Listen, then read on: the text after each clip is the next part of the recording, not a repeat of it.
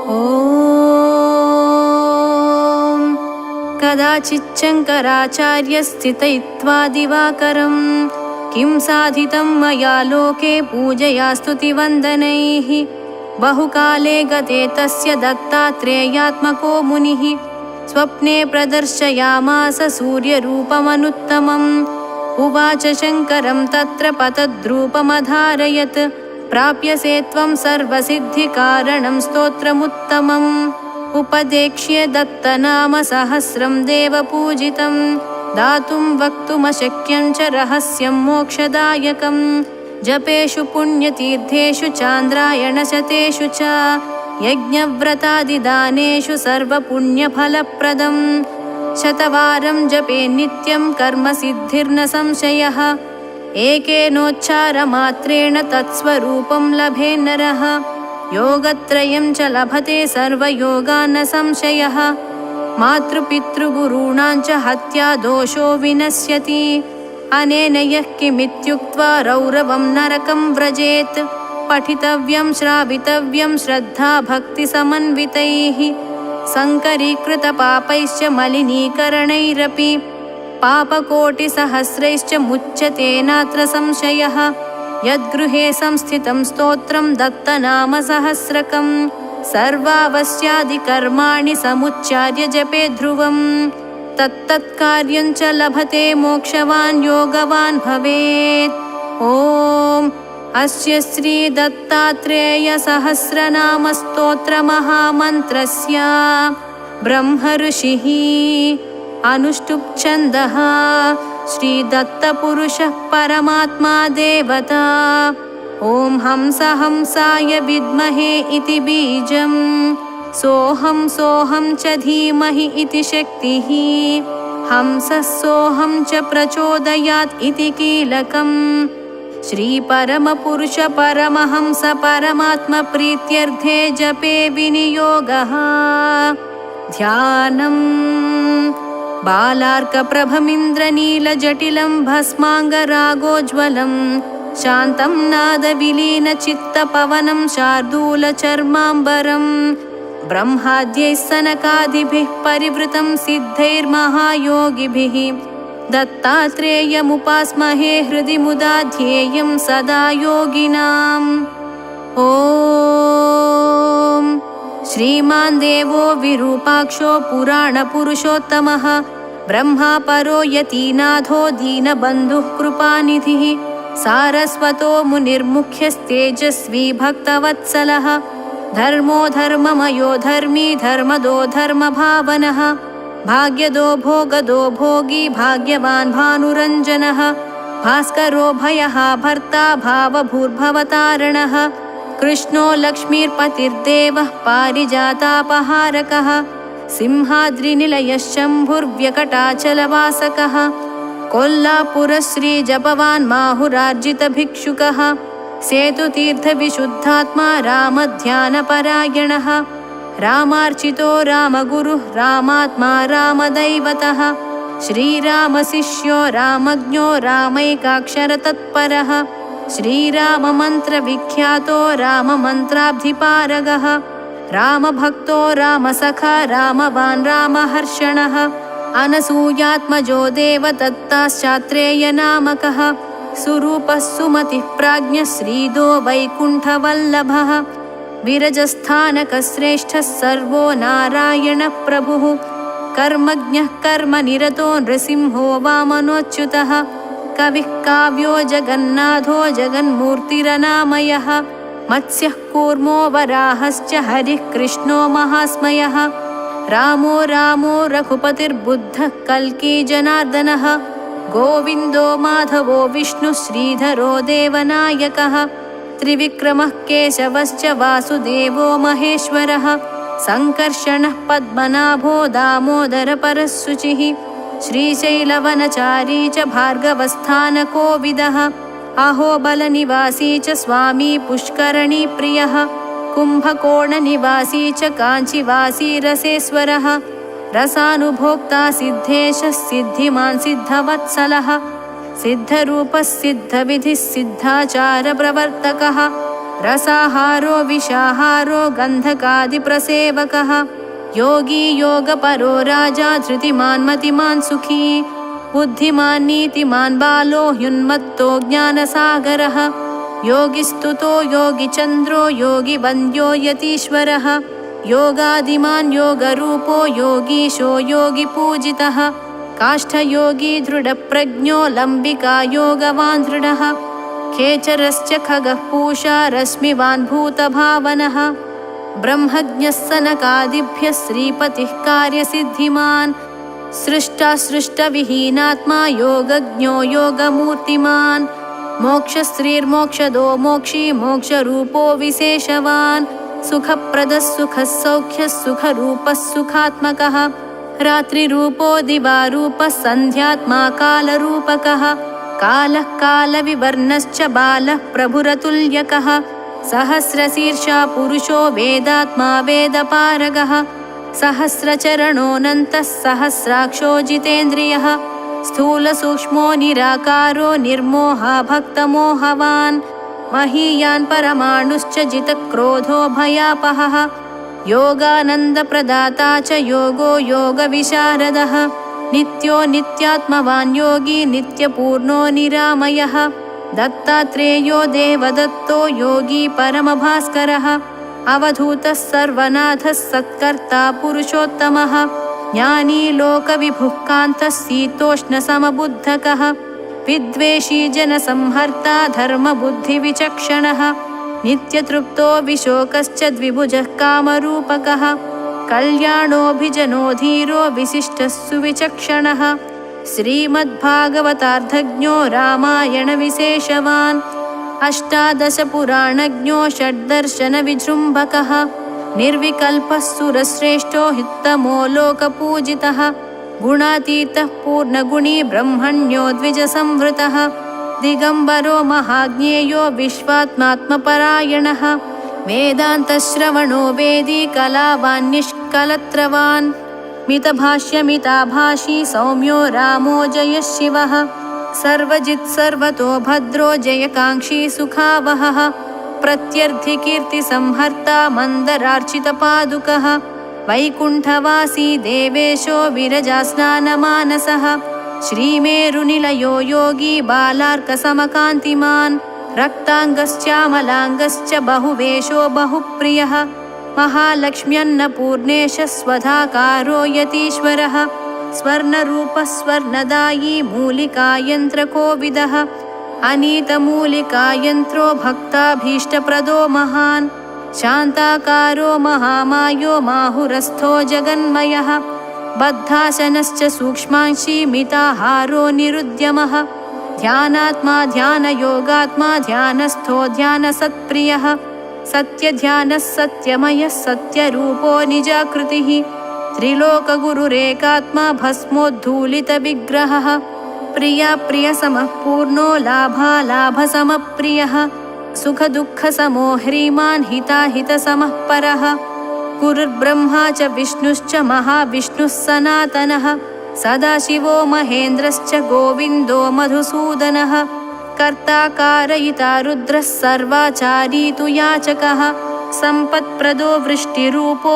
मेघरूपास्तपप्रियः तपोमूर्तिस्तपो राशिस्तपस्वी च तपोधनः तपोमयस्तपःशुद्धो जनको विश्वसृग्विधिः तपःसिद्धस्तपस्ताध्यस्तपः कर्ता तपःक्रतुः तपश्चमस्तपः कीर्तिस्तपोदारस्तपोत्ययः तपोरेतस्तपो ज्योतिस्तपात्मा चात्रिनन्दनः निष्कल्मषो निष्कपटो निर्विघ्नो धर्मभीरुकः वैद्युतस्तारकः कर्म वैदिको ब्राह्मणो यतिः नक्षत्रतेजो दीप्तात्मा परिशुद्धो विमत्सरः जटी कृष्णाजिनपदो व्याघ्रचर्मधरो वशी जितेन्द्रियश्चीरवासी शुक्लवस्त्राम्बरो हरिः चन्द्रानुजश्चन्द्रमुखः शुकयोगी वरप्रदः दिव्ययोगी पञ्चतपो मासर्तुवत्सराननः भूतज्ञो वर्तमानज्ञहेयज्ञो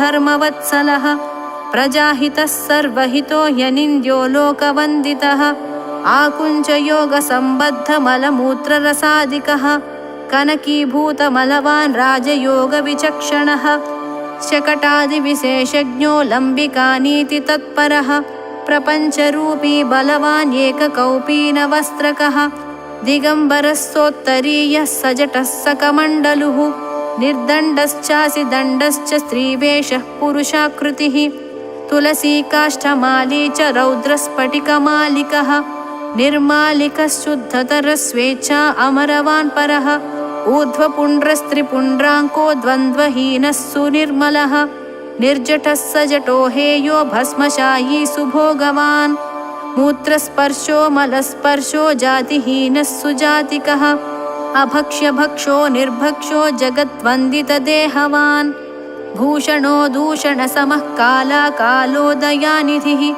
बालप्रियो बालरुचिर्बालवानतिबालकः बालक्रीडो बालरतो बालसङ्घवृतो बली बाललीलाविनोदश्च कर्णाकर्षणकारकः क्रयानीतवणिक्पण्यो गुडसूपादिभक्षकः बालवद्गीतसन्दृष्टो मुष्टियुद्धकरश्चलः अदृश्यो दृश्यमानश्च द्वन्द्वयुद्धप्रवर्तकः पलायमानो बालाढ्यो बालहासः सुसङ्गतः प्रत्यागतः पुनर्गच्छच्छक्रवद्गमनाकुलः चोरवद्धृतसर्वस्वो जनतार्तिकदेहवान् प्रहसन् प्रवदन् दत्तो दिव्यमङ्गलविग्रहः मायाबालश्च मायावी पूर्णलीलो मुनीश्वरः माहुरेशो विशुद्धात्मा यशस्वी कीर्तिमान् युवा सविकल्पः सच्चिदाभो गुणवान् सौम्यभावनः पिनाकी शशिमौली च वासुदेवो दिवस्पतिः सुशिरा सूर्यतेजश्च श्रीगम्भीरोष्ठवुन्नतिः दशपद्मा त्रिशीर्षश्च त्रिभिर्व्याप्तो द्विशुक्लवान् त्रिसमश्च त्रितात्मश्च त्रिलोकश्च त्रयम्बकः चतुर्द्वन्द्वस्त्रियवनस्त्रिकामो हंसवाहनः चतुष्कलश्चतुर्दंष्ट्रो गतिश्शम्भुः प्रियाननः चतुर्मतिर्महादंष्ट्रो वेदाङ्गी चतुराननः पञ्चशुद्धो महायोगी महाद्वादशवानकः चतुर्मुखो नरतनुरजेयश्चाष्टवंशवान् चतुर्दशसमद्वन्द्वो मुकुराङ्को दशांशवान् वृषाङ्को वृषभारूढश्चन्द्रतेजः सुदर्शनः सामप्रियो महेशानश्चिदाकारो नरोत्तमः दयावान् करुणापूर्णो महेन्द्रो माहुरेश्वरः वीरासनसमासीनो रामो रामपरायणः इन्द्रो वह्निर्यमः कालो निर्वृतिर्वरुणो यमः वायुश्च रुद्रश्चेशानो लोकपालो महायशः यक्षगन्धर्वनागाश्च किन्नरः शुद्धरूपकः विद्याधरश्चाहिपतिश्चारणः पन्नगेश्वरः चण्डिकेशः प्रचण्डश्च घण्टानादरतः प्रियः वीणाध्वनिर्वैनतेयो नारदस्तुम्बुरुर्हरः वीणाप्रचण्डसौन्दर्यो राजीवाक्षश्च मन्मथः चन्द्रो दिवाकरो गोपः केसरी सोमसोदरः सनकश्युकयोगी च नन्दी षण्मुखरागकः गणेशो विघ्नराजश्च चन्द्राभो विजयो जयः अतीतकालचक्रश्च तामसः कालदण्डवान् विष्णुचक्रस्त्रिशूलेन्द्रो ब्रह्मदण्डो विरुद्धकः ब्रह्मास्त्ररूपो सत्येन्द्रः कीर्तिमान् गोपतिर्भवः वसिष्ठो वामदेवश्च जाबाली कण्वरूपकः संवर्तरूपो मौद्गल्यो मार्कण्डेयश्च काश्यपः त्रिजटो गार्ग्यरूपी च विशनाथो महोदयः त्वष्टा निशाकरः कर्म काश्यपश्च त्रिरूपवान् जमदग्निः सर्वरूपः सर्वनादो यतीश्वरः अश्वरूपी वैद्यपतिर्गरकण्ठोऽम्बिकार्चितः चिन्तामणिः कल्पवृक्षो रत्नाद्रिरुदधिप्रियः महामण्डूकरूपी च कालाग्निसमविग्रहः आधारशक्तिरूपी च कूर्मः पञ्चाग्निरूपकः क्षीरार्णवो महारूपो वराहश्च धृतावनिः ऐरावतो जनः पद्मो वामनः कुमुदात्मवान् पुण्डरीकः पुष्पदन्तो मेघच्छन्नो भ्रचारकः सितोत्पलाभो द्युतिमान् दृढो रस्खः सुरार्चितः पद्मनाभः सुनाभश्च दशशीर्षश्चतोदरः अवाङ्मुखो पञ्चवक्त्रो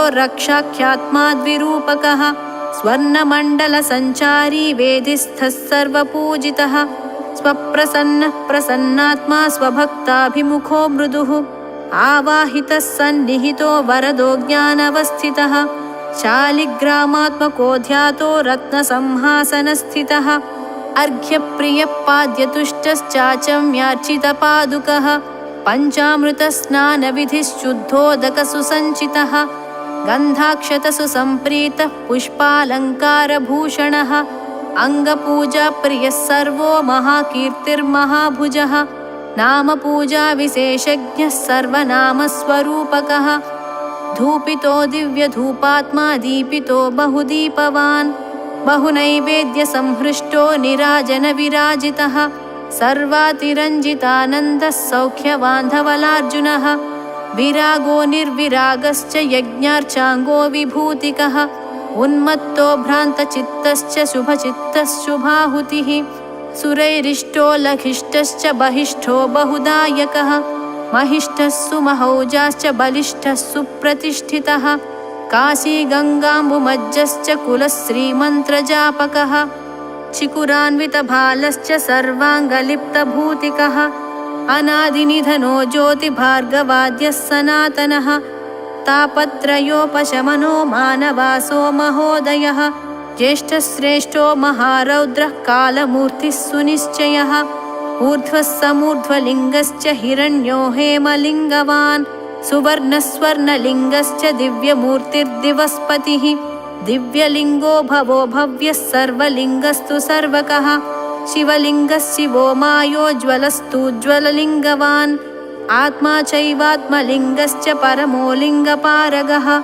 सोमः सूर्यः सर्वलिङ्गः पाणियन्त्रपवित्रवान् सद्यो जातस्तपोरूपो भवोद्भव अनीश्वरः तत्सविद्रूपसविता वरेण्यश्च प्रचोदयात् दूरदृष्टिर्दूरगतो दूरश्रवणतर्पितः योगपीठस्थितो विद्वान् नमस्कारितरासभः नमस्कृतसुनच्छापि वज्रकष्ट्यातिभीषणः ज्वलन्मुखः प्रतीवाणी सखड्गो द्राविडप्रजः पशुघ्नश्च रसोन्मत्तो रसोध्वमुखरञ्जितः रसप्रियो रसात्मा च रसरूपी रसेश्वरः रसाधिदैवतो भौमो रसाङ्गो रसभावनः रसोन्मदो रसकरो रसेन्द्रो रसपूजकः रससिद्धः सिद्धरसो रसद्रव्यो रसोन्मुखः रसाङ्कितो रसापूर्णो रसदो रसिको रसी गन्धकादस्तालकादो गौरस्फटिकसेवनः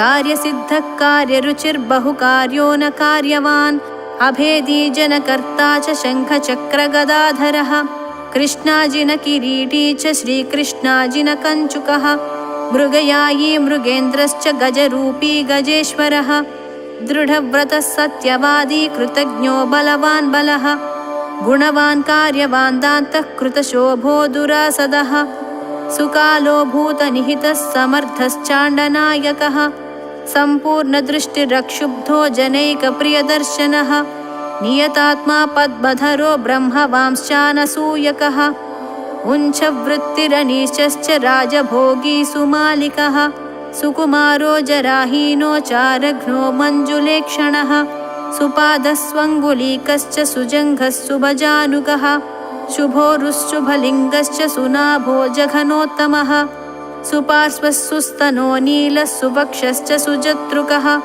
नीलग्रीवो महास्कन्दः सुभुजो दिव्यजङ्घकः सुहस्तरेखो लक्ष्मीवान् दीर्घपृष्ठो यतिश्चलः उन्मीलितोन्मीलितश्च विशालाक्षश्च शुभ्रकः शुभमध्यः सुभालश्च सुशिरानीलरोमकः बिम्बोष्ठः शुभ्रदन्तश्च विद्युज्जिह्वः सुतालुकः दीर्घनासः सुताम्राक्षः सुकपोलः सुकर्णकः विशिष्टग्रामणिस्कन्धः शिखिवर्णो विभावसुः कैलासेशो विचित्रज्ञो वैकुण्ठेन्द्रो विचित्रवान् मनसेन्द्रश्चक्रवालो महेन्द्रो मन्दारधिपः मलयो विन्ध्यरूपश्च हिमवान् मेरुरूपकः सुवेशो नव्यरूपात्मा मैनाको गन्धमादनः सिंहाचलश्च वेदाद्रिः श्रीशैलः क्रकचात्मकः नानाचलश्चित्रकूटो दूर्वासो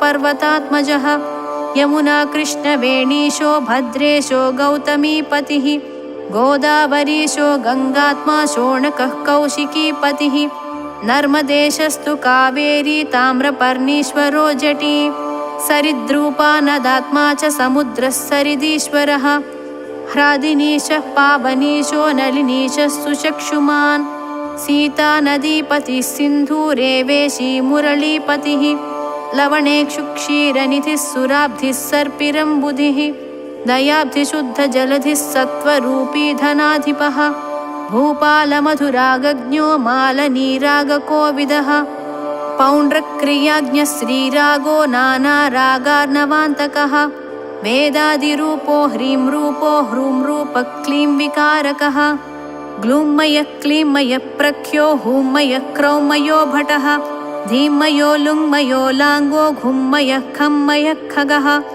खम्मयो इम्मयश्चाङ्गो बीजाङ्गो बीजजम्मयः छङ्करष्टङ्गरष्टङ्गो डङ्करो ढङ्करोणुकः तङ्करस्थङ्करस्तुङ्गो द्रामुद्रारूपकः सुदः दक्षो दण्डी दानवघ्नो अप्रतिद्वन्द्ववामदः धम्रूपो संस्वरूपश्च पङ्कजाक्षश्च फम्मयः महेन्द्रो मधुभोक्ता च मन्दरेतास्तु भम्मयः रम्मयो रिङ्करो रङ्गो लङ्करः वम्मयः शरः शङ्करश्षण्मुखो हंसः शङ्करः शङ्करोक्षयः ओमित्येकाक्षरात्मा च सर्वबीजस्वरूपकः श्रीकरः श्रीपदः श्रीशः श्रीनिधिः श्रीनिकेतनः पुरुषोत्तमः सुखी योगी दत्तात्रेयो हृदि प्रियः तत्संयुतः सदा योगी धीरतन्त्रः सुसाधकः पुरुषोत्तमो यतिश्रेष्ठो दत्तात्रेयः सखीत्ववान्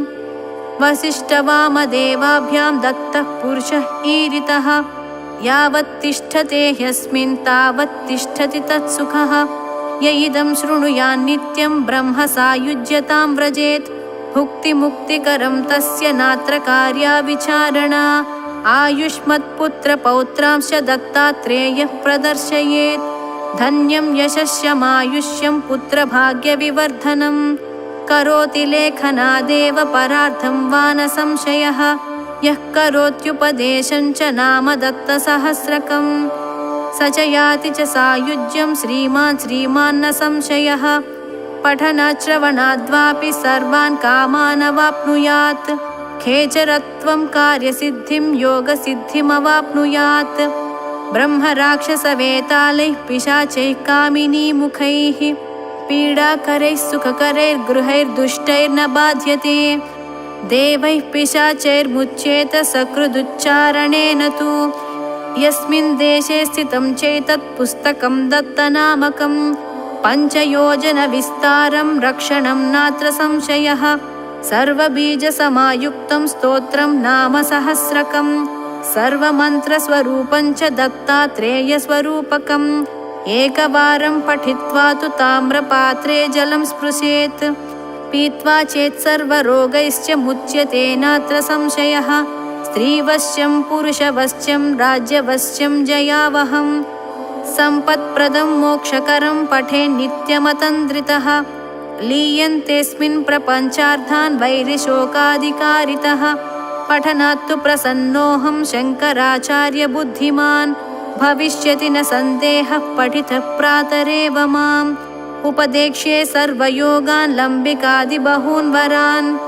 दत्तात्रेयस्तु चेत्युक्त्वा स्वप्ने चान्तरधीयता स्वप्नादुत्थाय चाचार्यः विस्मयं परमं गतः स्वप्नोपदिष्टं तं स्तोत्रं दत्तात्रेयेन योगिना सहस्रनामकं दिव्यं पठित्वा योगवान् भवेत् ज्ञानयोगयतित्वं च पराकायप्रवेशनं बहुविद्याखेचरत्वं दीर्घायुस्तत्प्रसादतः तदारभ्य भुवि श्रेष्ठः प्रसिद्धश्चाभवद्यति इति श्रीशङ्कराचार्यस्वप्नावस्थायां दत्तात्रेयोपदेशितं सकलपुराणवेदोक्त प्रपञ्चार्धसारवत् स्तोत्रं सम्पूर्णम्।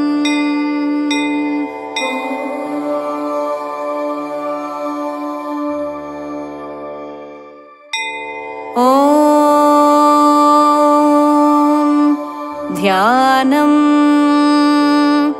सिद्धितोयनिधिर्मध्ये रत्नग्रीवे मनोरमे कदम्बवनिका मध्ये श्रीमद्वटतरोरथः आसीनमाद्यं पुरुषामादिमध्यान्तवर्जितं शुद्धस्फटिकगोक्षीरशरत्पूर्णेन्दुशेखरं दक्षिणे चाक्षमालाञ्च वह्निं वैवामहस्तके जटामण्डलसंलग्नशीतांशुकरमण्डितं नागहारधरं चारुकङ्कणैः कटिसूत्रकैः विराजमानवृषभं व्याघ्रचर्माम्बरावृतं चिन्तामणिमहावृन्दैः कल्पकैः कामधेनुभिः चतुष्षष्टिकलाविद्यामूर्तिभिः श्रुतिमस्तकैः रत्नसिंहासने साधुद्वीपिचर्मसमायुतं तत्राष्टदलपद्मस्य कर्णिकायां सुशोभने वीरासने समासीनं लम्बदक्षपदाम्बुजं ज्ञानमुद्रां पुस्तकं च वराभीतिधरं हरं पादमूलसमाक्रान्तमहापस्मारवैभवं रुद्राक्षमालाभरणभूषितं भूतिभासुरं गजचर्मोत्तरीयं च मन्दस्मितमुखाम्बुजं सिद्धबृन्दैर्योगिबृन्दैर्मुनिबृन्दैर्निषेवितम् आराध्यमानवृषभम् अग्नीन्दुरविलोचनं पूरयन्तं कृपादृष्ट्या पुमार्धानाश्रिते जने एवं विभावये दिशं सर्वविद्याकलानिधिं लम् इत्यादिना पञ्चोपचाराः ॐ देवदेवो महादेवो देवानामपि देशिकः दक्षिणामूर्तिरीशानो दयापूरितदिङ्मुखः कैलासशिखरोत्तुङ्गकमनीयनिजाकृतिः वटद्रुमतटी दिव्यकनकासनसंस्थितः कटीतटपटीभूतकरिचर्मोज्ज्वलाकृतिः पाटीरपाण्डुराकारपरिपूर्णसुधाधिपः जपकोटीरघटितः सुधाकरसुधाप्लुतः पश्यल्ललाटसुभगः सुन्दरभ्रूविलासवान् कटाक्षसरणी निर्यत्करुणापूर्णलोचनः कर्णालोलतटिद्वर्णकुण्डलोज्ज्वलगण्डभूः तिलप्रसूनसङ्काशनासिकापुटभासुरः मन्दस्मितस्फुरन्मुग्धमहनीयमुखाम्बुजः कुन्दकुड्मलसंस्पर्धिदन्तपङ्क्तिविराजितः सिन्दूरारुणसुस्निग्धकोमलाधरपल्लवः शङ्खाटोपगलद्दिव्यगळवैभवमञ्जुलः करकन्दलितज्ञानमुद्रा रुद्राक्षमालिकः अन्यहस्ततलन्यस्तवीणापुस्तोल्लसद्वपुः विशालरुचिरोरस्कवलिमत्पल्लवोदरः बृहत्कटिनिडम्बाढ्यः पीवरोरुद्वयान्वितः जङ्घाविजिततूणेरस्तुङ्गगुल्फयुगोज्ज्वलः मृदुपाटलपादाब्जश्चन्द्राभनखदीधितिः अपसव्योरुविन्यस्तस्तव्यपादसरोरुहः घोरापस्मारनिक्षिप्तधीरदक्षपदाम्बुजः सनकादिमुनिध्येयः सर्वाभरणभूषितः दिव्यचन्दनलिप्ताङ्गश्चारुहासपरिष्कृतः कर्पूरधवलाकारः कन्दर्पशतसुन्दरः कात्यायनी प्रेमनिधिः करुणारसवारिधिः कामितार्थप्रदः श्रीमत्कमलावल्लभप्रियः कटाक्षितात्मविज्ञानः कैवल्यानन्दकन्दलः मन्दहाससमानेन्दुः छिन्नाज्ञानतमस्ततिः संसारानलसन्तप्तजनतामृतसागरः गम्भीरहृदयाम्भोजनभोमणिनिभाकृतिः निशाकरकराकारवशीकृतजगत्त्रयः तापसाराध्यपादाब्जस्तरुणानन्दविग्रहः भूतिभूषितसर्वाङ्गो भूताधिपतिरीश्वरः वदनेन्दुस्मितज्योत्स्नानिलीनत्रिपुराकृतिः तापत्रयतमो भानुः पापारण्यदवानलः संसारसागरोद्धर्ता हंसाग्र्योपास्य विग्रहः ललाटहुतभुग्दग्धमनोभवशुभाकृतिः तुच्छीकृतजगज्जालस्तुषारकरशीतलः अस्तङ्गतसमस्तेच्छो निस्तुलानन्दमन्धरः धीरोदात्तगुणाधार उदारवरवैभवः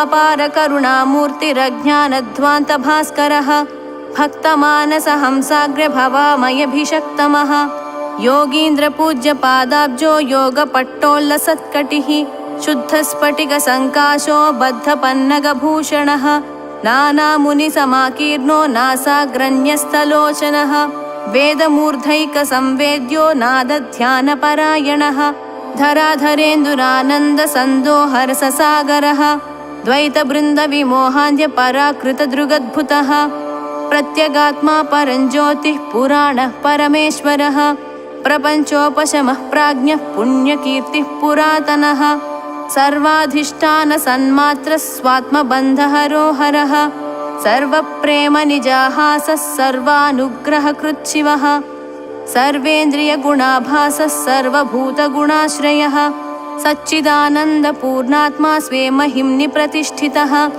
सर्वभूतान्तरः साक्षिः सर्वज्ञः सर्वकामदः सनकादिमहायोगी समाराधितपादुकः आदिदेवो दयासिन्धुः शिक्षितासुरविग्रहः यक्षकिन्नरगन्धर्वस्तूयमानात्मवैभवः ब्रह्मादिदेवविनुतो योगमायानियोजकः शिवयोगी शिवानन्दः शिवभक्तसमुद्धरः वेदान्तसारसन्दोहः सर्वसत्त्वावलम्बनः वटमूलाश्रयो वाग्मी मान्यो मलयजप्रियः सुशीलो वाञ्छितार्थज्ञः प्रसन्नवदनेक्षणः नृत्तगीतकलाभिज्ञः कर्मवित्कर्ममोचकः कर्मसाक्षी कर्ममयः कर्मणां च फलप्रदः ज्ञानदाता सदाचारः सर्वोपद्रवमोचकः अनाथनाथो भगवानाश्रितामरपादपः वरप्रदः प्रकाशात्मा सर्वभूतहिते रतः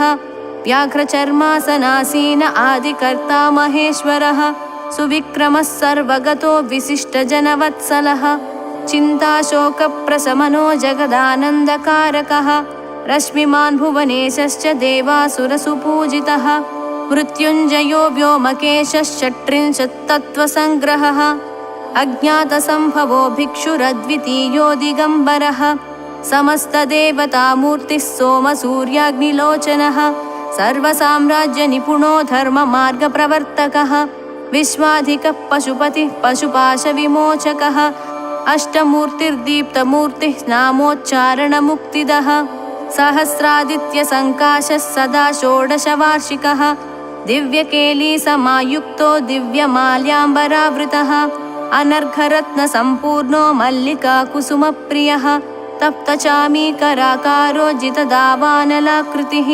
निरञ्जनो निर्विकारो निजावासो निराकृतिः जगद्गुरुर्जगत्कर्ता जगदीशो जगत्पतिः कामहन्ता काममूर्तिः कल्याणवृषवाहनः गङ्गाधरो महादेवो दीनबन्धविमोचकः धूर्जटिः खण्डपरशुः सद्गुणो गिरिजासखः अव्ययो भूतसेनेशः पापज्ञः पुण्यदायकः उपदेष्टा दृढप्रज्ञो रुद्रो रोगविनाशनः नित्यानन्दो निराधारो हरो देवशिखामणिः प्रणतार्तिहरः सोमस्तान्द्रानन्दो महामतिः आश्चर्यवैभवो देवः संसारार्णवतारकः यज्ञेशो राजराजेशो भस्मरुद्राक्षलाञ्छनः अनन्तस्तारकस्थाणुः सर्वविद्येश्वरो हरिः विश्वरूपो विरूपाक्षः प्रभुः परिबृढो दृढः भव्योजितारिषड्वर्गो महोदारो विशासनः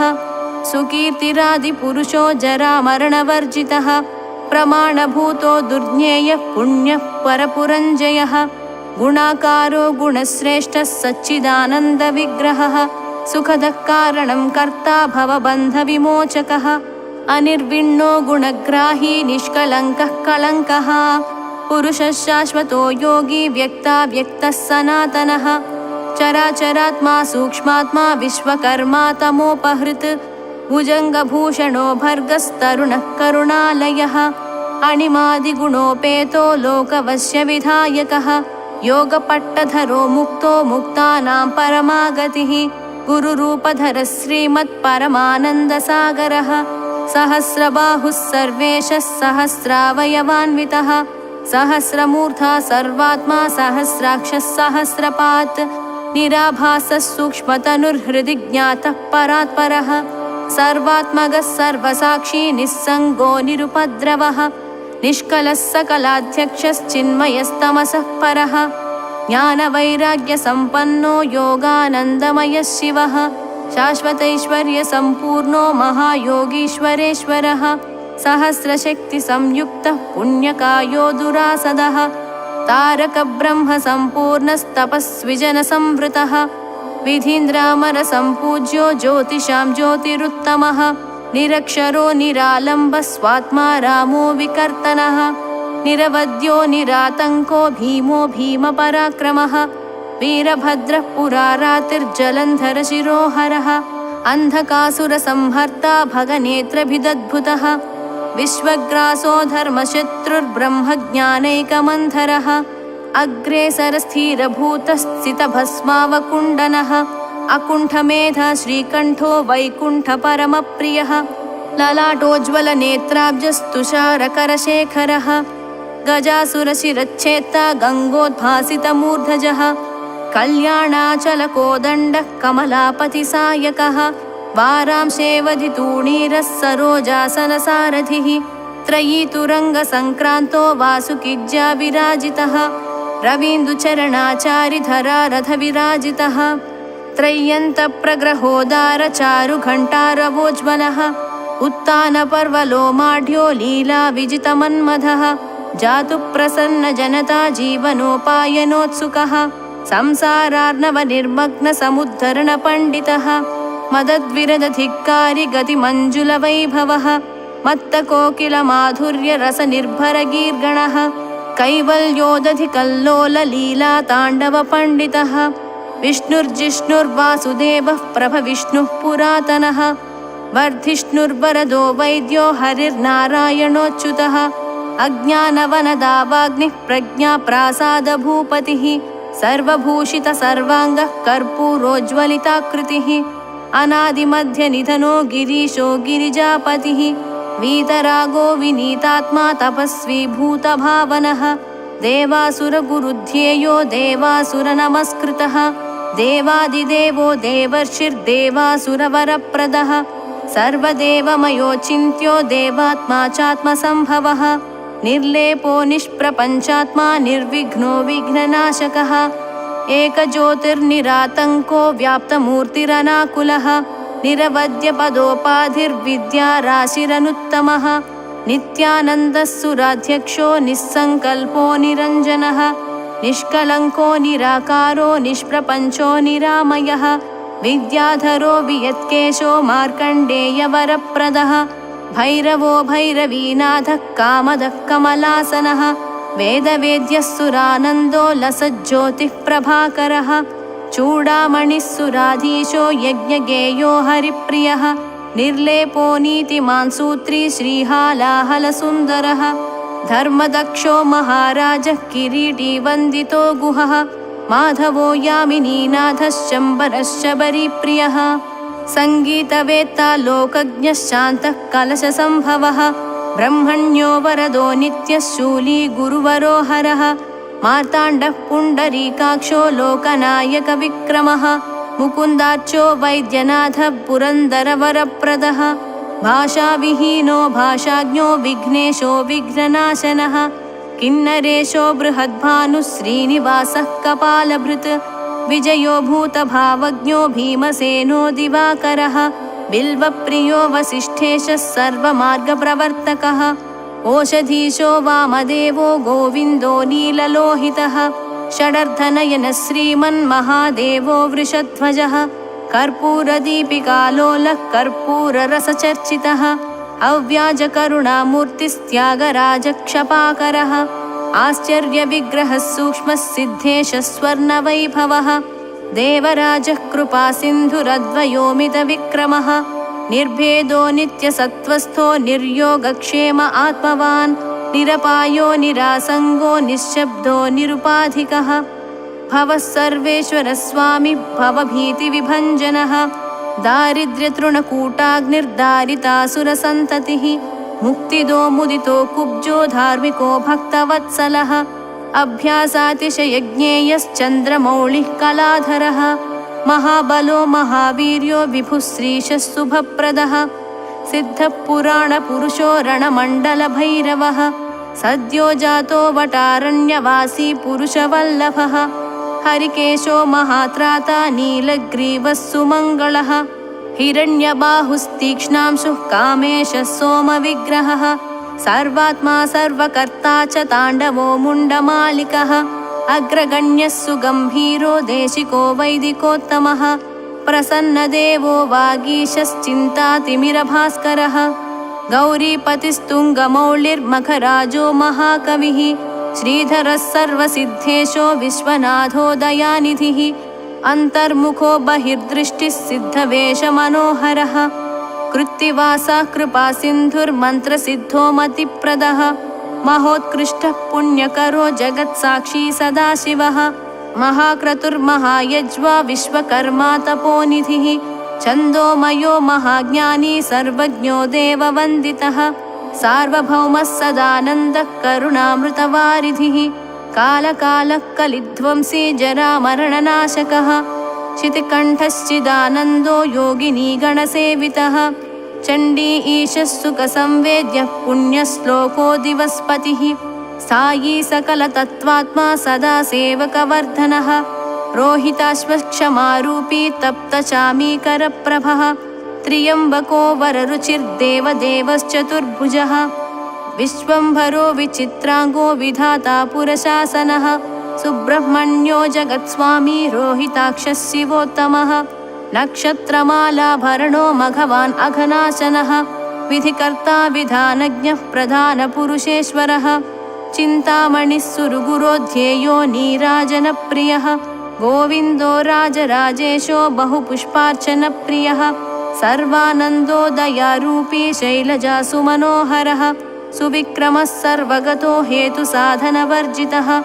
वृषाङ्को रमणीयाङ्गः सधङ्घ्रिः सामपारगः मन्त्रात्मा कोटिकन्दर्पसौन्दर्यरसवारिधिः यज्ञेशो यज्ञपुरुषः सृष्टिस्थित्यन्तकारणं परहंसैकजिज्ञास्य स्वप्रकाशस्वरूपवान् मुनिमृग्यो देवमृग्यो मृगहस्तो मृगेश्वरः मृगेन्द्रचर्मवसनो नरसिंहनिपातनः मुनिवन्द्यो मुनिश्रेष्ठो मुनिबृन्दनिषेवितः दुष्टमृत्युरदुष्टेहो मृत्युहा मृत्युपूजितः अव्यक्तोऽम्बुजजन्मादिकोटिकोटिसुपूजितः लिङ्गमूर्तिरलिङ्गात्मा लिङ्गात्मा लिङ्गविग्रहः यजुःमूर्तिः साममूर्तिर्ऋङ्मूर्तिर्मूर्तिवर्जितः विश्वेशो गजचर्मैकचेलाञ्चितकटीतटः पावनान्तेन सद्योगिजनसार्धसुधाकरः अनन्तसोमसूर्याग्निमण्डलप्रतिमप्रभः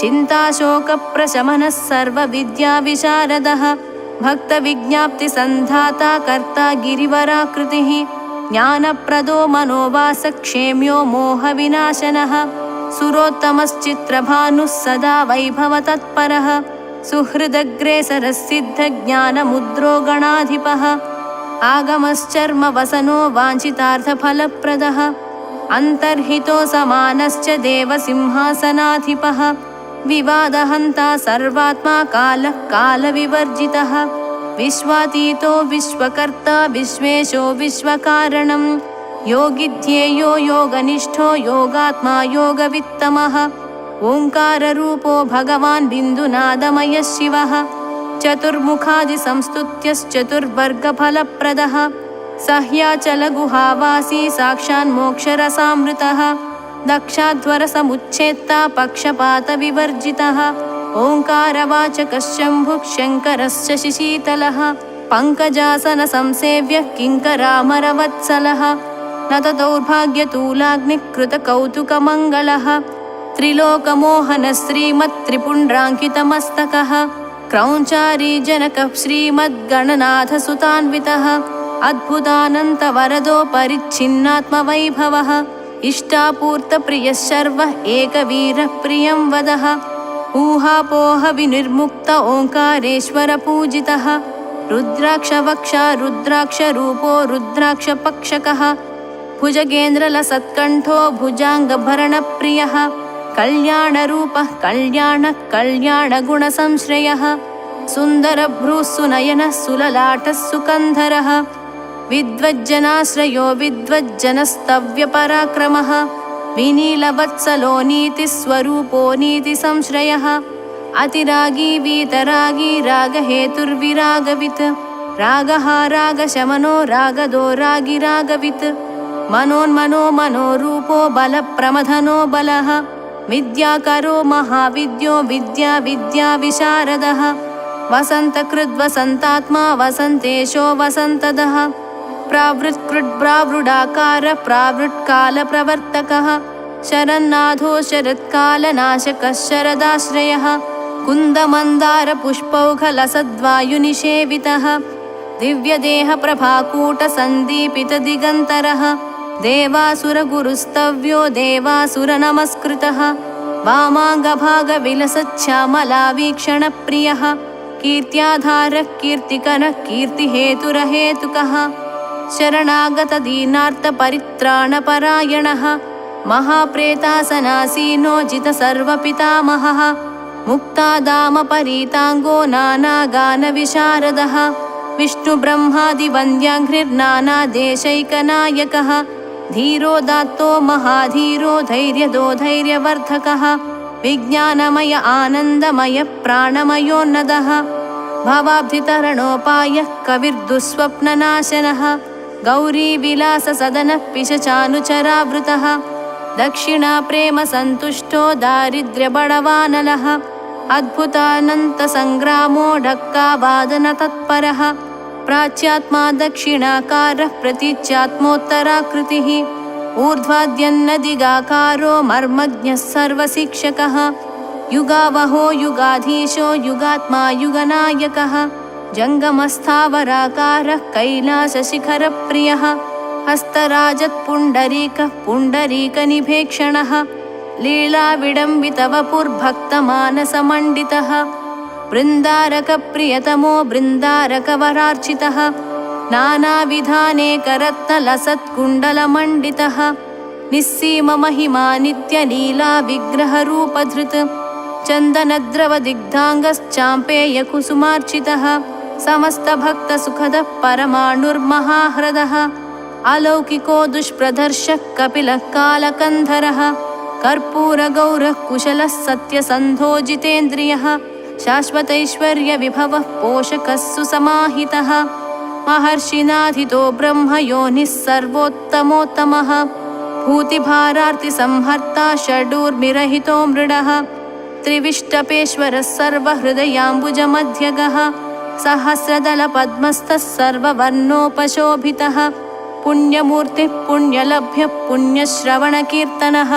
सूर्यमण्डलमध्यस्थश्चन्द्रमण्डलमध्यगः सद्भक्तध्याननिगलः शरणागतपालकः श्वेतातपत्ररुचिरः श्वेतचामरवीजितः सर्वावयवसम्पूर्णः सर्वलक्षणलक्षितः सर्वमङ्गलमाङ्गल्यः सर्वकारणकारणः आमोदोमोदजनकः सर्पराजोत्तरीयकः कपालीकोविदसिद्धकान्तिसंवलिताननः सर्वसद्गुरुसंसेव्यो दिव्यचन्दनचर्चितः विलासिनीकृतोल्लास इच्छाशक्तिनिषेवितः अनन्तानन्दसुखदो नन्दनश्रीनिकेतनः अमृताब्धिकृतावासो नित्यक्लीबो निरामयः अनपायोऽनन्तदृष्टिरप्रमेयो जरोमरः तमोमोहप्रतिरतिरप्रतर्क्यो मृतोऽक्षरः अमोघबुद्धिराधार आधाराधेयवर्जितः ईषणात्रयनिर्मुक्त इहामुत्रविवर्जितः ऋग्यजुस्सामनयनो बुद्धिसिद्धिसमृद्धिदः औदार्यनिधिरापूर्ण ऐहिकामुष्मिकप्रदः शुद्धसन्मात्रसंविद्धि स्वरूपसुखविग्रहः दर्शनप्रथमाभासो दृष्टिदृश्यविवर्जितः अग्रगण्योचिन्तरूपः कलिकल्मषनाशनः विमर्शरूपो विमलो नित्यरूपो निराश्रयः नित्यशुद्धो नित्यबुद्धः नित्यमुक्तो पराकृतः मैत्र्यादिवासनालभ्यो महाप्रलयसंस्थितः महाकैलासनिलयः प्रज्ञानघनविग्रहः श्रीमान् व्याघ्रपुरावासो भुक्तिमुक्तिप्रदायकः जगद्यो निर्जगत्साक्षी जगदीशो जगन्मयः जपो जपपरो जप्यो विद्यासिंहासनप्रभुः तत्त्वानां प्रकृतिस्तत्त्वं तत्त्वं पदनिरूपितः दिक्कालाद्यनवच्छिन्नः सहजानन्दसागरः प्रकृतिः प्राकृतातीतो विज्ञानैकरसाकृतिः निश्शङ्कमतिदूरस्थश्चैत्यचेतनचिन्तनः तारकानां हृदन्तस्थस्तारकास्तारकान्तकः ध्यानैकप्रकटो ध्येयो ध्यानी ध्यानविभूषणः परं व्योम परं धाम परमात्मा परं पदं पूर्णानन्दः सदानन्दो नादमध्यप्रतिष्ठितः प्रमाविपर्ययातीतः प्रणताज्ञाननाशकः बाणार्चिताङ्घ्रिर्बहुदो बालकेलिकुतूहली ब्रह्मरूपी ब्रह्मपदं ब्रह्मविद्ब्राह्मणप्रियः भूक्षेपदत्तलक्ष्मीको भूमध्यध्यानलक्षितः यशस्करो रत्नगर्भो महाराज्यसुखप्रदः शब्दब्रह्मशमप्राप्यो लाभकृल्लोकविश्रुतः शास्ता शिवाद्रिनिलयः शरण्यो याजकप्रियः संसारवैद्यः सर्वज्ञः सभेषजविभेषजः मनोवचोभिरग्राह्यः पञ्चकोशविलक्षणः अवस्थात्रयनिर्मुक्तः स्ववस्थासाक्षितुर्यकः पञ्चभूतादिदूरस्थः प्रत्यगेकरसोऽव्ययः षट्चक्रान्तर्गतोल्लासी षड्विकारविवर्जितः विज्ञानघनसम्पूर्णो वीणावादनतत्परः नीहाराकारगौराङ्गो महालावण्यवारिधिः पराभिचारशमनश्चरध्वोपरि संस्थितः सुषुम्नामार्गसञ्चारी बिसतन्तुनिभाकृतिः पिनाकीलिङ्गरूपः श्रीमङ्गलावयवोज्ज्वलः क्षेत्राधिपः सुसंवेद्यः श्रीप्रदो विभवप्रदः सर्ववश्यकरः सर्वदोषः पुत्रपौत्रदः तैलदीपप्रियस्तैलपक्वान्नप्रीतमानसः तैलाभिषेकसन्तुष्टस्तिलभक्षणतत्परः आपादकनिकामुक्ता भूषाशतमनोहरः शाणोलीढमणिश्रेणी रम्याङ्गीनखमण्डलः मणिमञ्जीरकिरणकिङ्किल्कितपदाम्बुजः अपस्मारोपरिन्यस्तस्तव्यपादसरोरुहः कन्दर्पतूणा भजङ्गो गुल्भोदञ्चितनूपुरः करिहस्तोपमेयोरुरादर्शोज्ज्वलजानुभृत् विशङ्कटकटिन्यस्तवाचालमणिमेखलः आवर्तनाभिरोमालिवलिमत्पल्लवोदरः मुक्ताहारलसत्तुङ्गविपुलोरस्करङ्गितः वीरासनसमासीनो वीणापुस्तोल्लसत्करः अक्षमालालसत्पाणिश्चिन्मुद्रितकराम्बुजः माणिक्यकङ्कणोल्लासिकराम्बुजविराजितः अनर्घरत्नग्रैवेयविलसत्कम्बुकन्धरः अनाकलितसादृश्यचिबुकश्रीविराजितः मुग्धस्मितपरीपाकप्रकाशितरदाङ्कुरः चारुचाम्पेयपुष्पाभनासिकापुटरङ्कितः वरवज्रशिलादर्शपरिभाविकपोलभूः कर्णद्वयोल्लसद्दिव्यमणिकुण्डलमण्डितः करुणालहरीपूर्णकर्णान्तायतलोचनः अर्धचन्द्राभनिटिलपाटीरतिलकोज्ज्वलः चारुचामीकराकारजटाचर्चितचन्दनः कैलासशिखरस्पर्धिकमनीयनिजाकृतिः श्री दक्षिणामूर्तिसहस्रनामस्तोत्रं सम्पूर्णम्।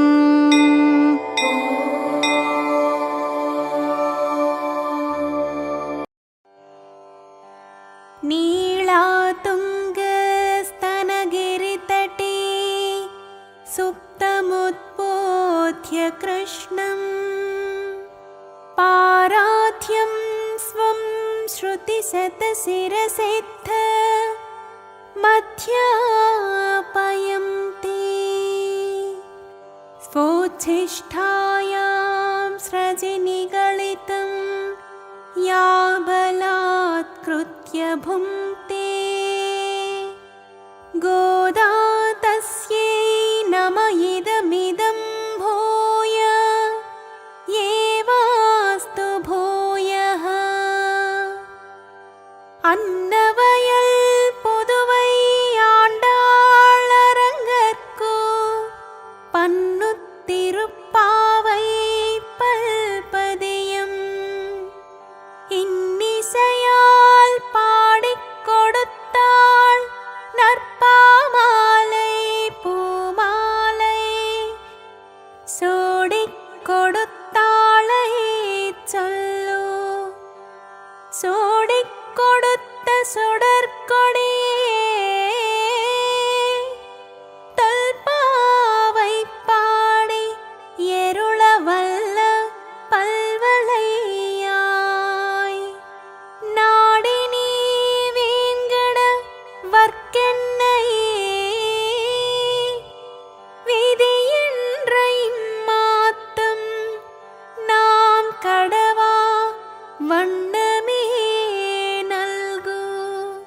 జై శ్రీమన్నారాయణ. నీలాదేవి అవతారమైన నప్పిన్న పిరాటి యొక్క స్తనములపైన శ్రీకృష్ణుడు నిద్రిస్తున్నాడు. ఆమె స్తనము పర్వతము యొక్క లోయలా ఉంది. ఆండాళ్ అంతకుముందు తాను ధరించిన దండతో శ్రీకృష్ణుడిని బంధించింది. ఆమె శ్రీకృష్ణుడిని మేలుకొలుపుతూ వేదాంత సారం గురించి తెలియజేస్తుంది. ఆండాళ్ అమ్మకు చిరకాలం వందనాలు. చుట్టూ హంసలు పొలాలతో అలరారు శ్రీవిల్లిపుత్తూరులో అవతరించిన ఆండాళ్ నాచియార్ దయతో మధుర తిరుప్పావై ప్రబంధాన్ని రచించి శ్రీరంగనాథునికి పద్యాల మాల రూపముగా అర్పించింది. ఆమె పూలతో చేసిన దండలను మొదట తాను ధరించి ఆపై సమర్పించింది కూడా. ఆ గొప్ప ఆండాళ్ గురించి పాడండి.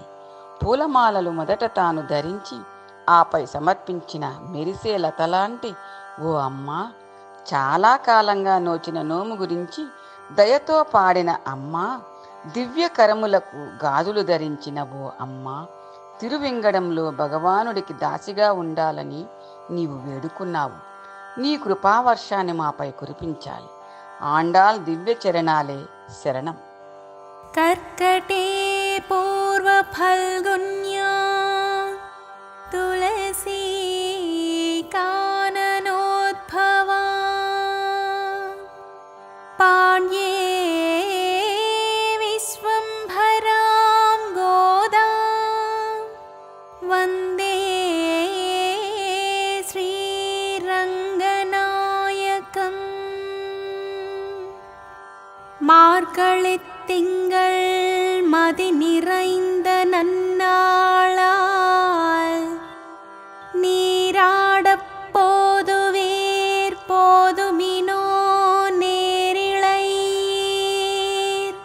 சீர்மல்குமாய் பாடி செல்வச் சிறுமேற்காள் கோர்வேல் கொடுந்தொழிலன் நந்த கோபன் குமரன் ஏராந்த கன்னி யசோதை இளம் சிங்கம் கார்மேனிச் செங்கண் கதிர்மதியம்போல் முகத்தான் நாராயணனே நமக்கே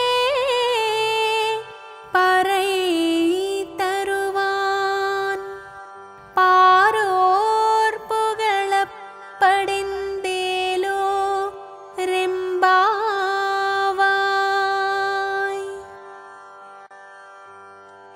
తిరుప్పావై పాసుర భావం. మార్గశీర్షము మంచి మాసం. మార్గళి నోముకు రారండి.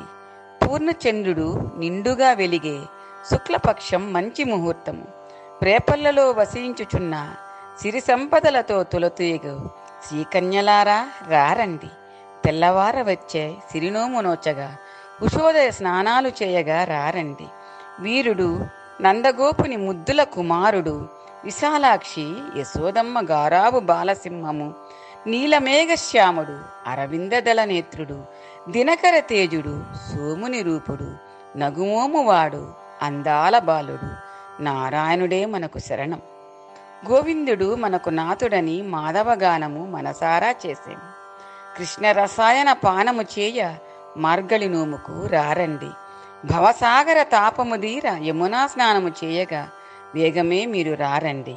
వ్రతమునకు కావలసిన సాధనములను గోవిందుడే తప్పక ఇస్తాడు. ఈ వ్రతము పుణ్యప్రదము. ఈ వ్రతము ఆచరించడం వలన లోకాలన్నీ ఆనందపడుతాయి అని గోపిక స్త్రీలను గోదాదేవి పిలిచింది. ప్రాతకాలం ఎంతో అద్భుతం. ఉత్తరాయణానికి ప్రాతకాలం ధనుర్మాసం. ప్రాతకాలమంత అద్భుతం. ధనుర్మాసంలో అందమైన కావ్యం ఆండాళ్ చరితం. మార్గశీర్షం మాధవ మాసం. మాసాలలో మార్గశీర్షం తానే అనే భగవంతుడు స్వయంగా నుడివారు. అటువంటి మాసంలో మానవాళికి మార్గదర్శనం తిరుప్పావై. శుక్లపక్షంలోని చంద్రుడు చల్లని వెన్నెల కురిపించు సమయము. ఉత్తరాయణం అంటేనే ఉత్తమ గతికి మార్గం. అజ్ఞానము నుండి ఆధ్యాత్మికతకు పురోగమనం. ఆ పురోగమనానికి మేలుకొలుపు గోదాదేవి తిరుప్పావై. ఆ మేలుకొలుపు ఒక్క తన చెలులకే కాదు, మన అందరికీ ఆ ఆధ్యాత్మిక వాహిని అనంతంగా సాగుతూనే ఉంటుంది. శ్రీ గోదాదేవి విరచితం తిరుప్పావై దివ్య ప్రబంధం 4000 అంతర్భాగం. పారాయణం మన భాగ్యం.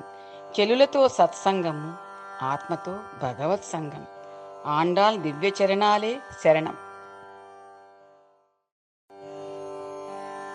कर्कटे पूर्वफल्गुन्या तुलसी काननोद्भवा पाण्ये विश्वम्भरां गोदा वन्दे श्रीरङ्गनायकम् வையத்து வாழ்வீர்கள் நாமும் நம் பாவைக்கு செய்யும் கிரிசைகள் கேளீரோ.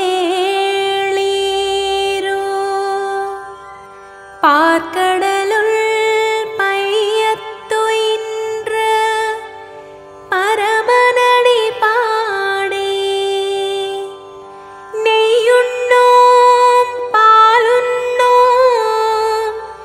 நாட்காலே நீராடி மயிட்டெழுதோம் மலரிட்டு நாம் முடியோம் செய்யாதன செய்யோம் தீக்குறளை சென்றோதோம் அயமும் பிச்சையுமாந்தனையும் கை காட்டி உய்யுமாறெண்ணி உகந்தேலோரெంబావాయ్.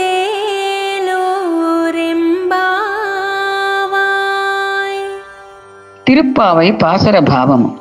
గోకులంలో పుట్టిన సిరికన్యలారా, నేను చెప్పేది శ్రద్ధగా వినండి.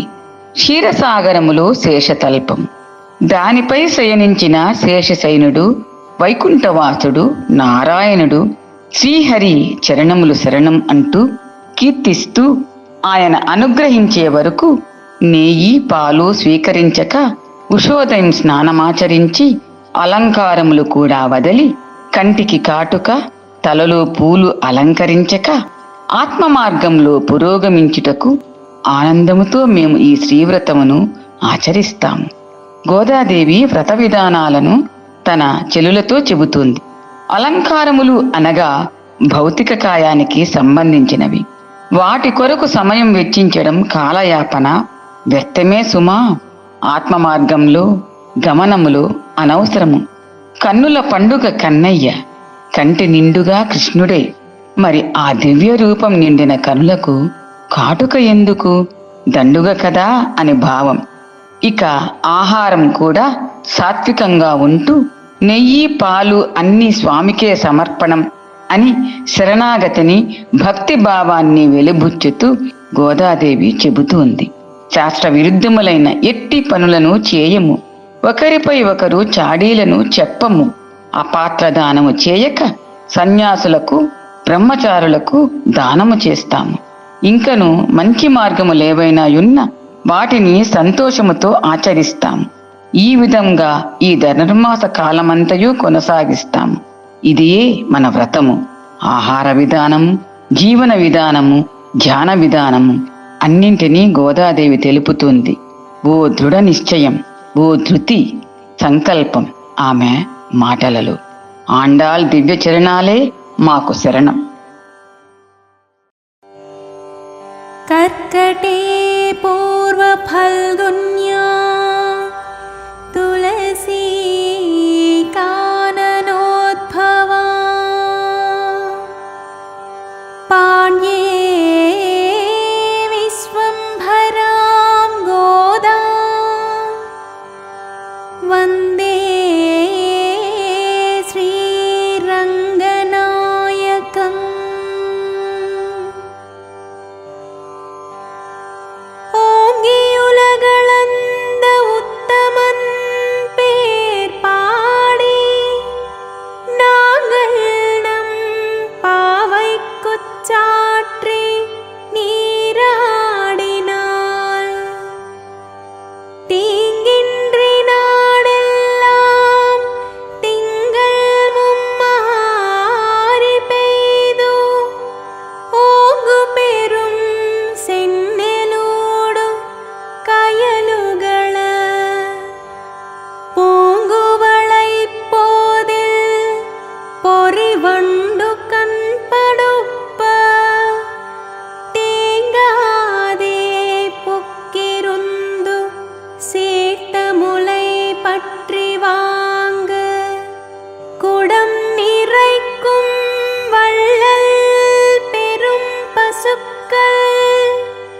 நீங்காத செல்வம் நிறைந்தேலோரெம்பாவாய்.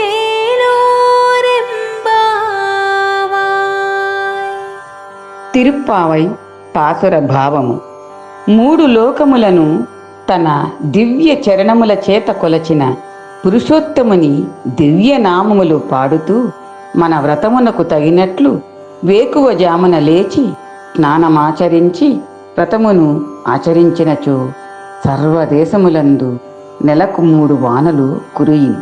పొలములలో వాలుగా చేపలు తొల్లింతలిడుచుండును. కలువ పువ్వులలో తుమ్మెదలు వాలుగా తుళ్ళింతలిడుచుండును. గొప్ప ఆవులు పొదుగున చెయ్యి పిండిన కొలది కుండల కొలదిగా పాలు విడువక ఎసగును. కొరవడని సంపదలు నిండును. ఈ పాసురంలో గోదాదేవి దశావతారాలలో వామనావతారం గురించి చెబుతూ బలిచక్రవర్తిని పాతాళానికి అణచిన నారాయణుని లీల గురించి కొనియాడింది. ఆ నారాయణుని దివ్య నామాలు కీర్తిస్తామని, నారాయణుడు ధర్మమూర్తి అని చెబుతుంది.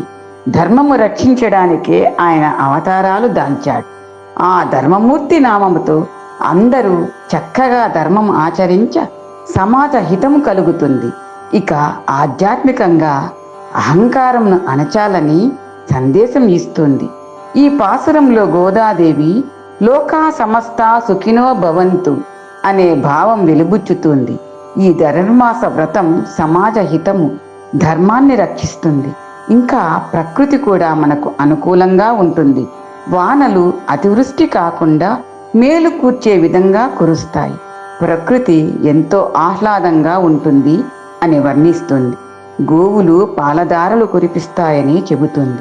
అందమైన కలువలు, వాటిపైన తుమ్మెదలు, నీటి వాలులో చేపల తొళ్ళింతలు వర్ణించి ఆనాటి రేపల్లెను దృశ్యమానంగా చూపుతోంది. ఆండాల్ దివ్య చరణాలే శరణం. कर्कटे पूर्वफल्गुन्या तुलसी काननोद्भवा पाण्ये विश्वम्भरां गोदा वन्दे श्रीरङ्गनायकम्.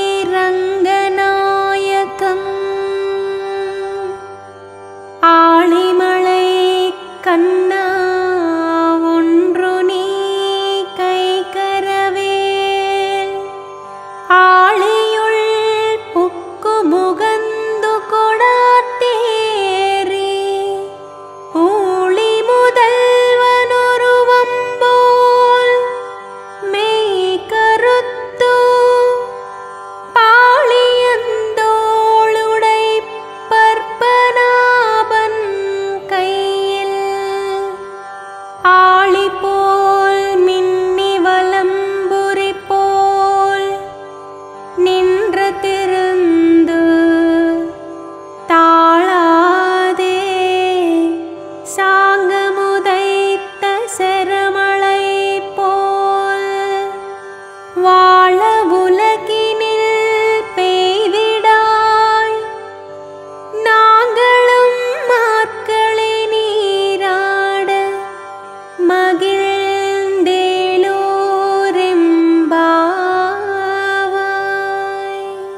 తిరుప్పావై పాసుర భావము. సముద్రం వలె గంభీరమైనవాడు, వర్షము కురిపించువాడు.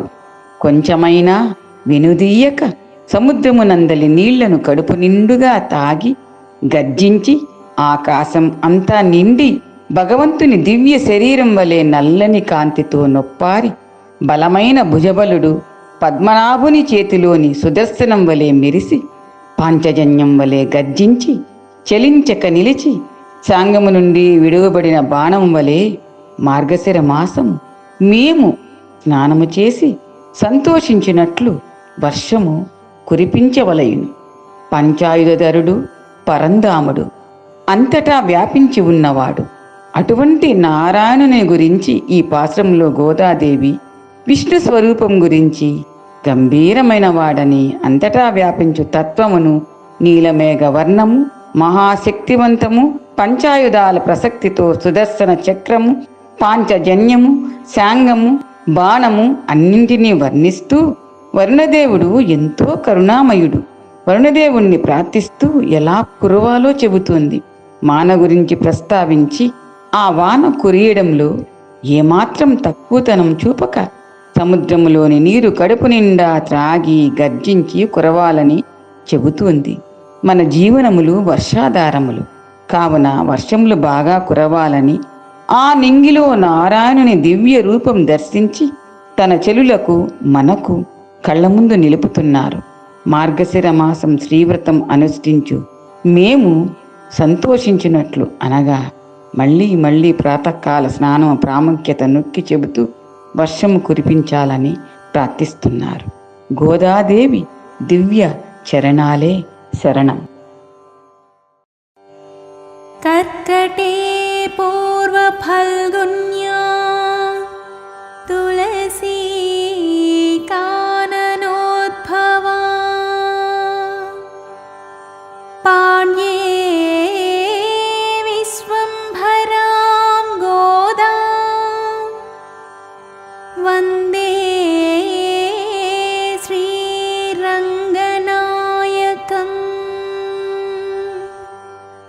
மாயனை மன்னுவட மதுரை மைந்தனை தூய பெருநீர் யமுனை துறைவனை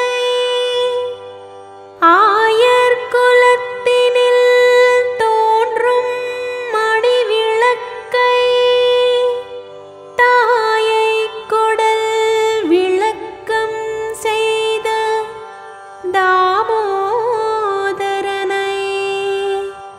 தூயோமாய் வந்து நாம் தூமலர் தூவித் தொழுது வாயினால் பாடி மனத்தினால் சிந்திக்க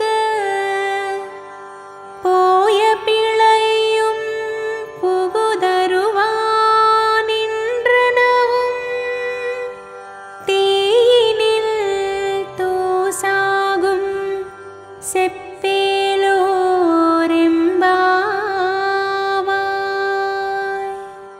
తిరుప్పావై పాసుర భావము. మాయాకృష్ణుడు ఉత్తర మధురానగరి ప్రభువు యమునా నదీ తీరములో విహరించేవాడు. గోకులమున దీపం వంటివాడు. కన్నతల్లి కడుపుకు వన్నె తెచ్చినవాడు. దామోదరుడని పేరు కలవాడు. శ్రీకృష్ణుని చేరి పరిశుద్ధమైన పువ్వులు సమర్పించి నోరారా కీర్తించి మనము చేసినచో పాపములు ఇక సంభవించగల పాపములు అన్ని నిప్పున పడిన దూదివలే భస్మమైపోవును. ఈ పాసురంలో గోదాదేవి యమునా నదిని పెద్ద మనసున్నది అని కీర్తిస్తూ స్వచ్ఛమైన జలములతో నిండిన అంటూ యమునను వర్ణిస్తూ యమునా తీర విహారీ అని ఎన్నో లీలలు మరెన్నో మాయలు చూపిన లీలా కృష్ణుడిని గోకుల దీపమని తల్లికి పేరు తెచ్చినవాడని లోకాన్నంతటినీ ఒక త్రాటి మీద నడిపే నారాయణుడు బాలకృష్ణుడిగా యశోదమ్మ ప్రేమకు కట్టుబడి దామోదరుడయ్యాడు. ఆ దామోదరుని పూజించాలని చెబుతూ దామోదర లీలను ప్రస్తావించింది. పరమ భక్తురాలు గోదాదేవి మాటి మాటికి భగవంతుని లీలలు చెబుతూనే ఉంది. చేతులారంగ శివుని పూజించడేని, నోరు నవ్వంగ హరికీర్తి నుడవడేని పద్యమును గుర్తుకు తెస్తూ చేసిన పాపములు రాగల పాపములు అన్నీ అగ్నిలో దూదిపడితే కాలి భస్మమైపోవు రీతిలో కాలిపోతాయని చెబుతూ పూజ ప్రాధాన్యత మనసారా ప్రార్థించి నోరారా కీర్తిస్తే భగవంతుడు తప్పక కరుణిస్తాడని చెబుతుంది. భగవంతుని నామమే పరమాత్మ దగ్గరకు దారి చూపే చుక్కాని అని తెలుపుతుంది. గోదాదేవి దివ్య చరణాలే శరణం. कर्कटे पूर्वफल्गुन्या तुलसी काननोद्भवा पाण्ये विश्वम्भरां गोदा वन्दे श्री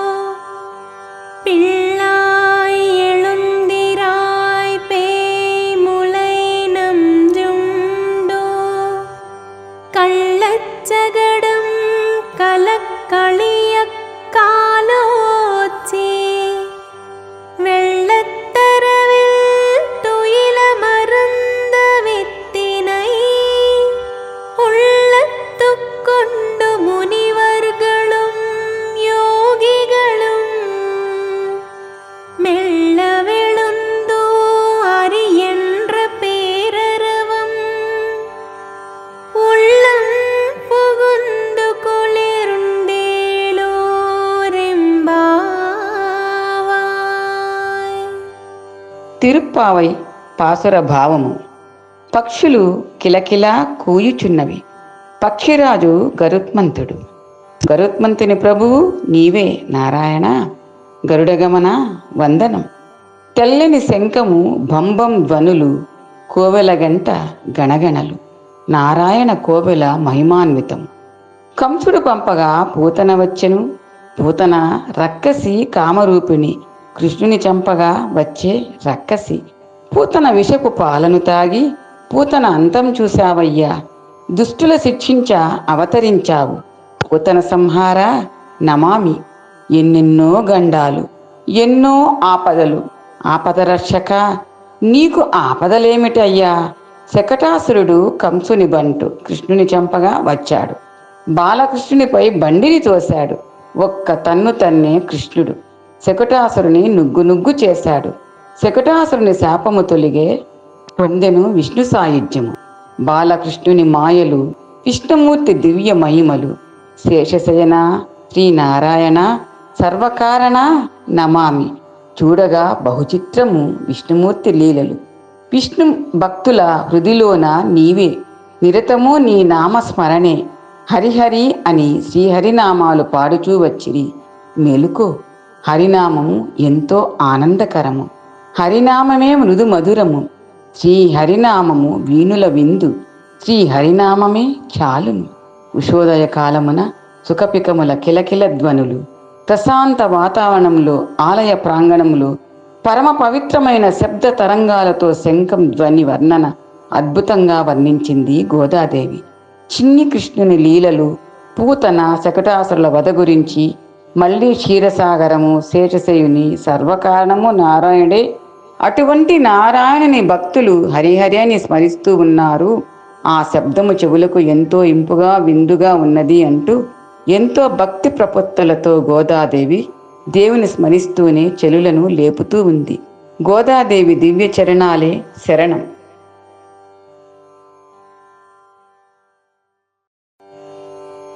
कर्कटे पूर्वफल्गुन्या तुलसी काननोद्भवा पाण्ये विश्वम्भरां गोदा वन्दे श्रीरङ्गनायकम्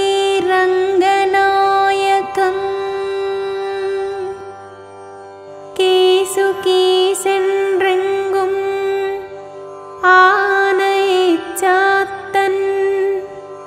கலந்து பேசின பேச்சரவம் கேட்டிலையோ பேய்ப்பெண்ணே. காசும் பிறப்பும் கலகலப்ப கைபேர்த்து வாசனரும் குழலாயிச்சியர் மத்தினால் ஓசைப்படுத்த தைரரவம் கேட்டிலையோ. நாயகப் பெண் பிள்ளாய் நாராயணன் மூர்த்தி கேசவனை பாடவும் நீ கேட்டே கிடத்தியோ. தேசமுடையாய் திரவேலோரெம்பாவாய்.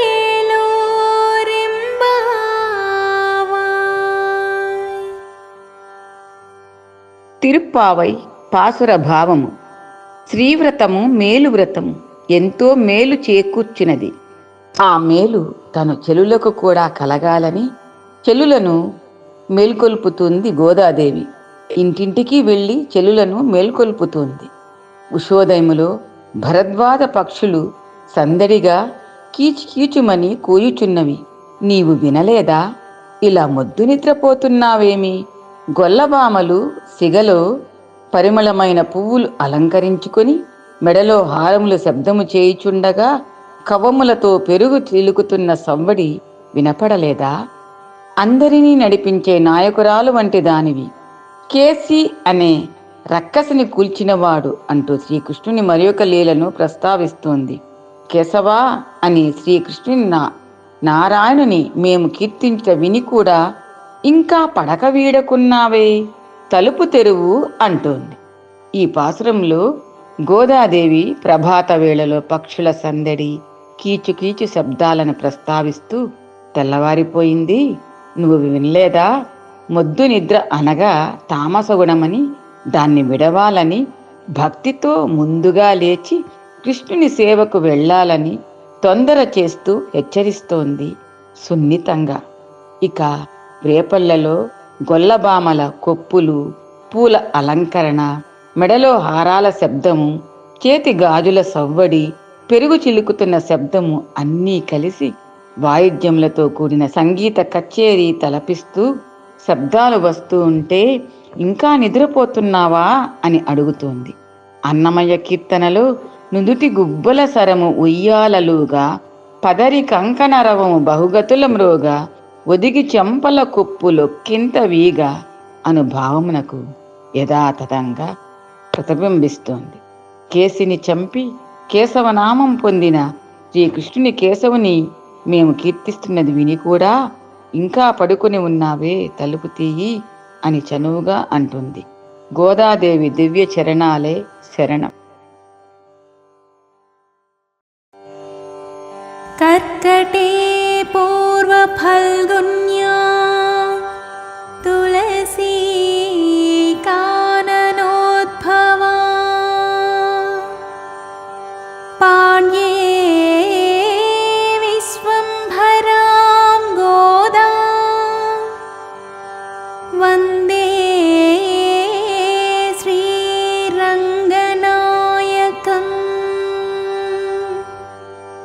கீழ்வானம் வெள்ளென்று ஏறுமையே சிறுவீடு மேய்வான் பவந்தனகான் மிக்குள்ள பிள்ளைகளும் போவான் போகின்றாரை போகாமல் காத்து உன்னை கூவுவான் வந்து நின்றோம் கோதுகலமுடைய பாவாய் எழுந்திராய் பாடிப்பறை கொண்டு மாவாய் பிளந்தானை மல்லரை மாட்டியா தேவாதி தேவனை சென்று நாம் சேவித்தால் ஆவாவின்றாராய்ந்தருளேலோரெம்பாவாய். తిరుప్పావై పాసుర భావము. గోదాదేవి తన చెలికి మేలుకొలుపులు చేస్తూ ఇలా అంటుంది.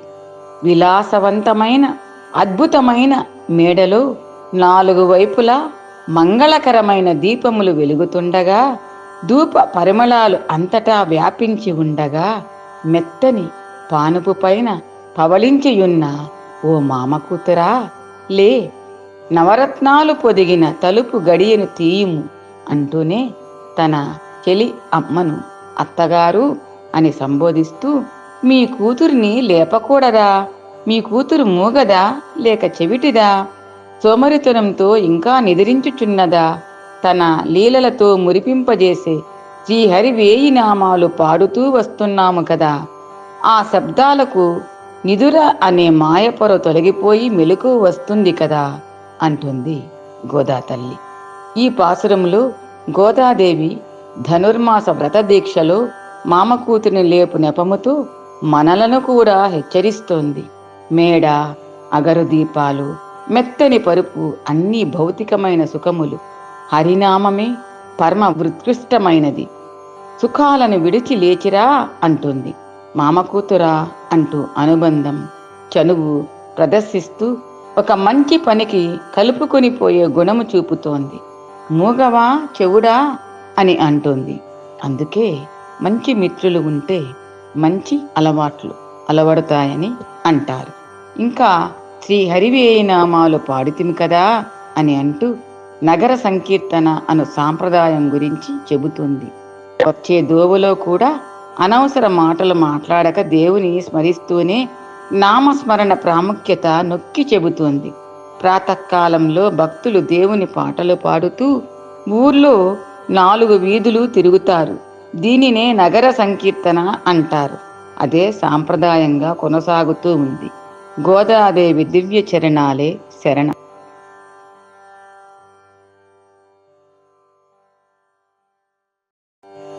कर्कटे पूर्वफल्गुन्या तुलसी काननोद्भवा पाण्ये विश्वम्भरां गोदा वन्दे श्रीरङ्गनायकम्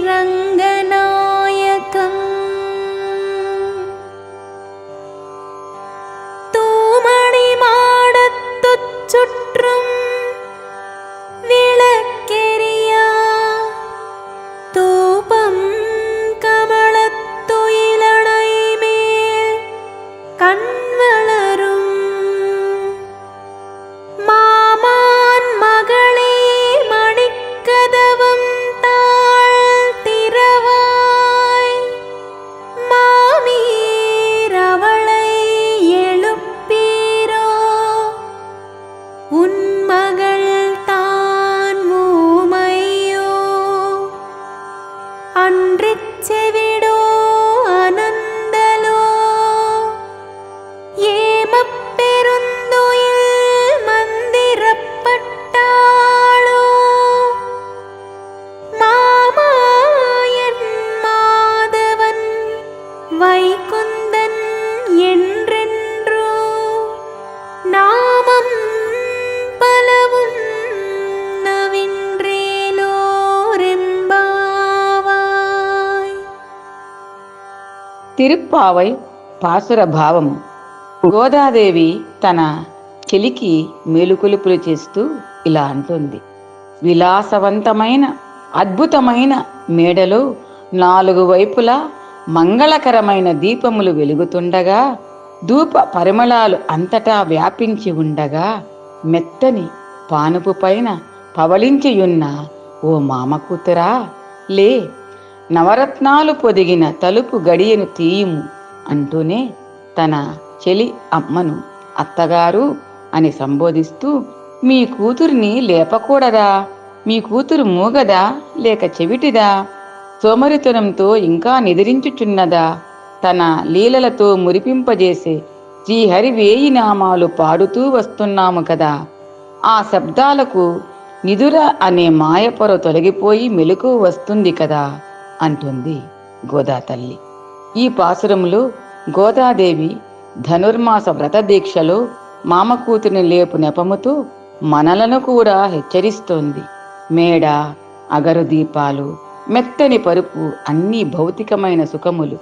హరినామమే పరమ ఉత్కృష్టమైనది. సుఖాలను విడిచి లేచిరా అంటుంది. మామకూతురా అంటూ అనుబంధం, చనువు ప్రదర్శిస్తూ ఒక మంచి పనికి కలుపుకొని పోయే గుణము చూపుతోంది. మూగవా చెవుడా అని అంటుంది. అందుకే మంచి మిత్రులు ఉంటే మంచి అలవాట్లు అలవడతాయని అంటారు. ఇంకా శ్రీహరివేయి నామాలు పాడితిమి కదా అని అంటూ నగర సంకీర్తన అను సాంప్రదాయం గురించి చెబుతుంది. వచ్చే దోవలో కూడా అనవసర మాటలు మాట్లాడక దేవుని స్మరిస్తూనే నామస్మరణ ప్రాముఖ్యత నొక్కి చెబుతుంది. ప్రాతకాలంలో భక్తులు దేవుని పాటలు పాడుతూ ఊర్లో 4 వీధులు తిరుగుతారు. దీనినే నగర సంకీర్తన అంటారు. అదే సాంప్రదాయంగా కొనసాగుతూ ఉంది. గోదాదేవి దివ్య చరణాలే శరణం.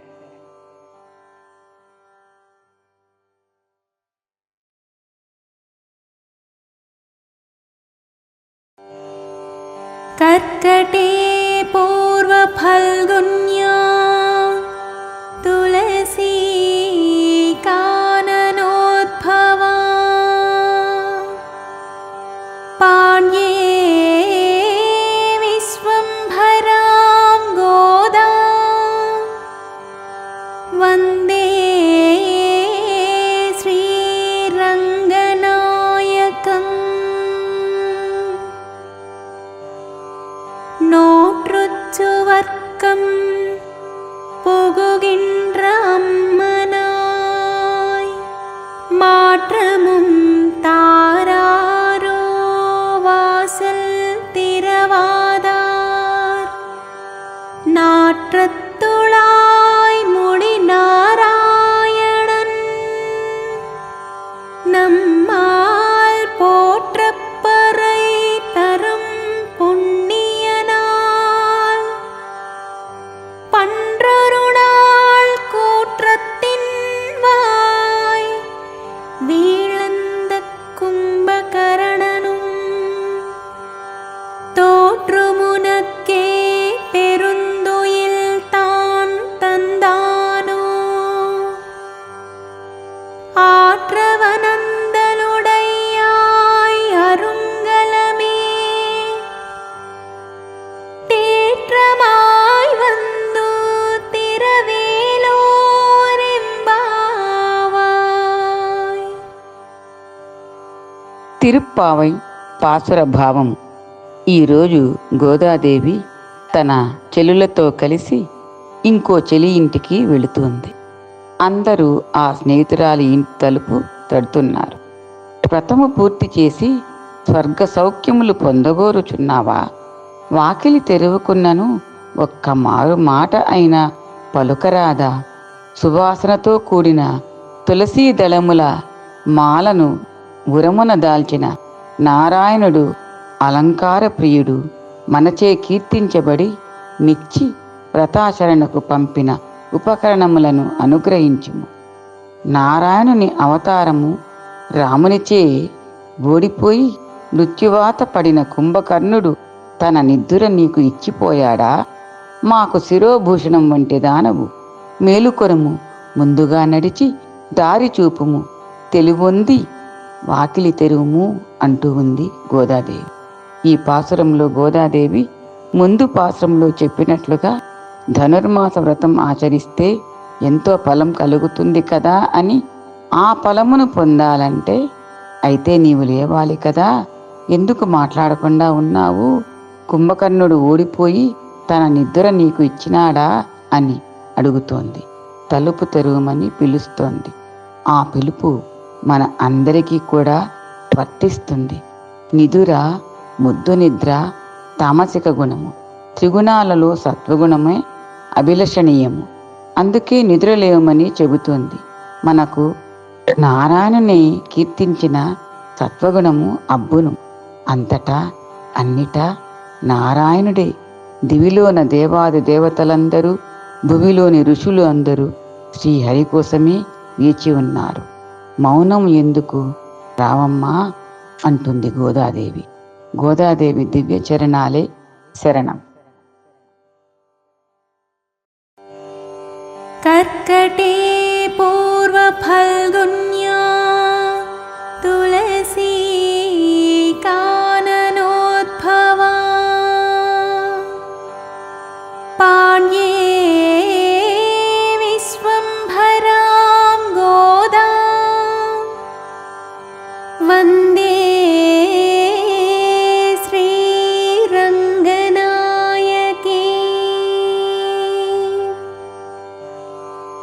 கற்றுக்கரவை கணங்கள் பல கறந்து செற்றார் திரளழியச் சென்று செருச்செய்யும் குற்றமொன்றில்லாத கோவலர் தம் பொற்கொடியே புற்றரவல்குல் புனமயிலே போதராய் சுற்றத்து தோழி